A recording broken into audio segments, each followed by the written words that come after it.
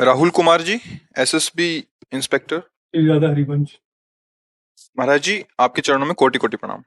महाराज जी, बचपन से ही सत्संग और प्रवचन के संग में रहे परिवार की सहायता से, लेकिन जैसे जैसे बड़े हुए, पढ़े लिखे, ज्ञान विज्ञान ने भगवान को मानने में ही तर्क ला दिया। अब संशय ही रहता है, पूर्ण विश्वास वाली स्तुति नहीं आती। मार्गदर्शन कीजिए महाराज जी। जैसे पिता का बोध करने की सामर्थ्य बालक में नहीं है, ये मेरा पिता है, उसका निर्णय माँ करती है। और माँ के वचन पर विश्वास करके हम पिता पर आसक्ति कर लेते हैं। इसमें कोई संशय है आपको? हम पिता का परिचय नहीं जानते, क्योंकि पिता का परिचय सिर्फ माँ जानती है। और माँ के ही संबोधन से और उसके वचनों पर सहज ममता भरे वचनों पर दृढ़ विश्वास करके हम पिता की गोद में बैठ जाते हैं, और जीवन भर याद नहीं करना पड़ता, वो बात मेरे बैठी रहती कि ये मेरा पिता है। ऐसे ही हम स्वयं भगवान को नहीं जानते हैं। गुरुजनों के, संत महापुरुषों के वचनों पर दृढ़ विश्वास करके यदि हम चल दें तो हम भगवान की गोद में बैठ जाएंगे। भगवान बड़े करुणामय हैं, उनको जिस भाव से भजा जाता वैसा अनुभव कराते हैं। शास्त्रों में कहा, तुमेव माता च पिता तुमेव, तुमेव बंधुश्च सखा तुमेव, तुमेव विद्या द्रविणं तुमेव, तुमेव सर्वम मम देव देव। अभी हम पूछ रहे थे किसी से कि ये सूर्य किसने रचा है, ये चंद्र किसने रचा है, आपकी बुद्धि को किसने रचा है, आप में बल किसने दिया है, आपकी दोनों आंखें क्यों दी है?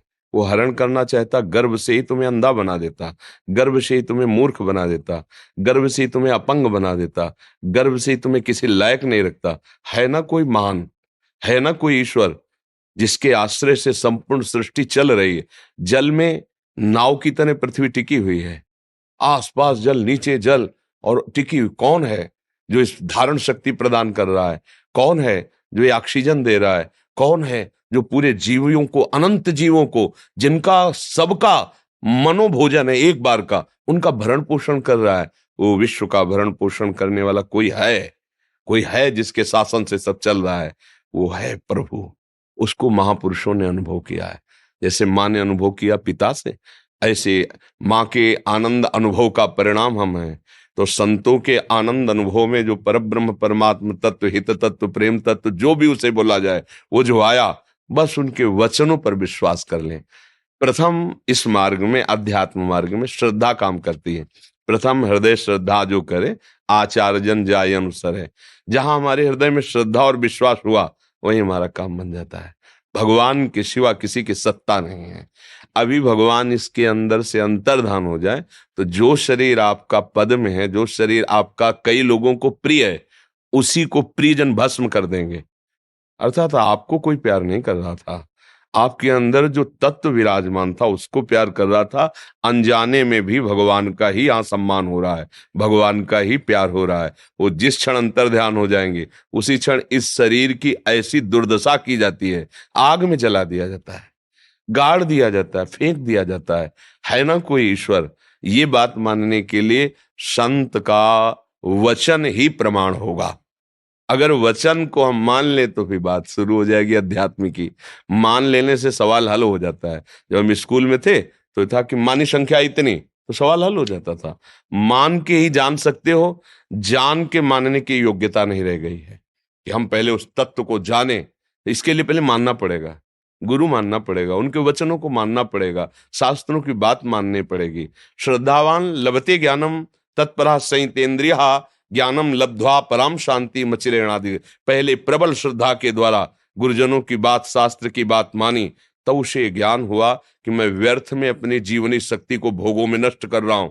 अब इंद्रियों को शासन में लिया, संयतेन्द्रिय जितेंद्रिय हुआ, तब उसको असली ज्ञान हुआ। फिर वो देख पाता है अपने हृदय में नारायण या गौर श्याम को, हृदय निकुंज यही भगवान को प्राप्त कर लेता है और तृप्त हो जाता है। उन्हीं भगवान में अब ना कोई चाह रह गई, ना कोई लालसा, ना कोई दुख, ना कोई सुख। महान प्रसन्नता, अखंड प्रेम, अखंड आनंद। तो अब इस मार्ग, अध्यात्म मार्ग कोई संसारिक मार्ग तो है नहीं। अब इस मार्ग में विश्वास पूर्वक चलना चाहिए, और संत संग ही इसका मूल है। अगर संत का संग नहीं है तो अध्यात्म में प्रवेश ही नहीं हो सकता।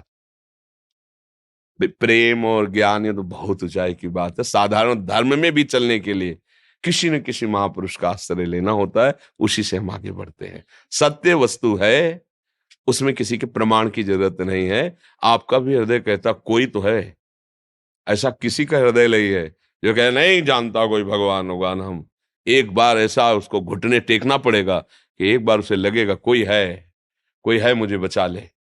सबको लगेगा इस जीवन में कि है वो, परम तत्व है वो, तो उसको अभी स्वीकार कर लो तो बचाने की बात ही नहीं आएगी। आप और वो साथी हो जाएंगे।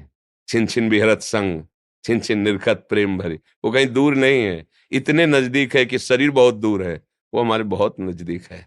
वहीं बैठा हो चुपचाप मौन शांत तुम्हें देख रहा है। जिस दिन तुम प्यार से उसे पुकारोगे वो सह नहीं पाएगा, तुम्हें गले लगा लेगा। बस वो प्यार की जरूरत है, और वो प्यार बाजार में मिलता नहीं। रेमन रसिकन संग बिन रंचन उपजय प्रेम, भक्ति कर दीप प्रेम कर बाती, साधु संगति कर अन्न दिन राति, तभी उसका अनुभव होता है। समझ पा रहे हैं आप? जी, मन क्रम वचन से आपको गुरु माना।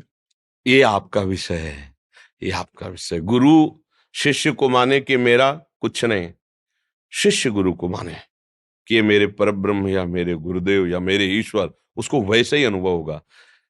जब हम पाषाण विग्रह को लेकर के उनमें भगवान की भावना करके आराधना करते हैं तो हमको संकेत मिलने लगता है कि मेरे भगवान ये हैं। हमारा प्यार पाषाण में भगवान को प्रकट कर देता है, धातु में भगवान को प्रकट कर देता है।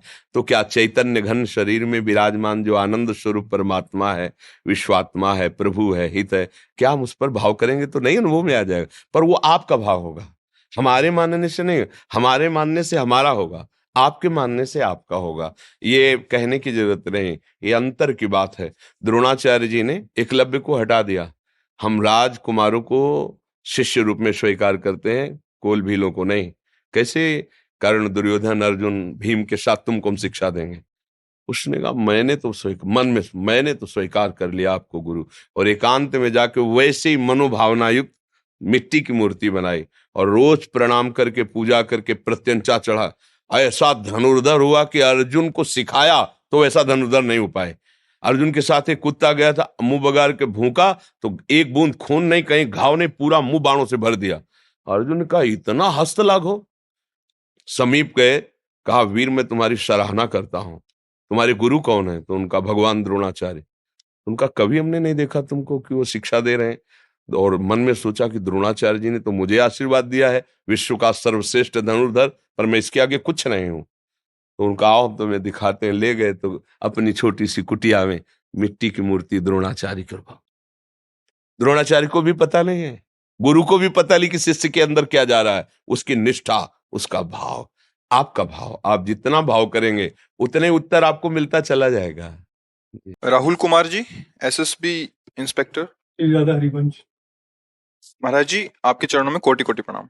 महाराज जी, बचपन से ही सत्संग और प्रवचन के संग में रहे परिवार की सहायता से, लेकिन जैसे जैसे बड़े हुए पढ़े लिखे ज्ञान विज्ञान ने भगवान को मानने में ही तर्क ला दिया। अब संशय ही रहता है, पूर्ण विश्वास वाली स्तुति नहीं आती। मार्गदर्शन कीजिए महाराज जी। जैसे पिता का बोध करने की सामर्थ्य बालक में नहीं है कि ये मेरा पिता है, उसका निर्णय मां करती है, और मां के वचन पर विश्वास करके हम पिता पर आसक्ति कर लेते हैं। इसमें कोई संशय है आपको? हम पिता का परिचय नहीं जानते, क्योंकि पिता का परिचय सिर्फ मां जानती है, और मां के ही संबोधन से और उसके वचनों पर सहज ममता भरे वचनों पर दृढ़ विश्वास करके हम पिता की गोद में बैठ जाते हैं, और जीवन भर याद नहीं करना पड़ता, वो बात मेरे बैठी रहती कि ये मेरा पिता है। ऐसे ही हम स्वयं भगवान को नहीं जानते हैं। गुरुजनों के, संत महापुरुषों के वचनों पर दृढ़ विश्वास करके यदि हम चल दें तो हम भगवान की गोद में बैठ जाएंगे। भगवान बड़े करुणामय हैं, उनको जिस भाव से भजा जाता वैसा अनुभव कराते हैं। शास्त्रों में कहा तुमेव माता च पिता तुमेव, तुम्हें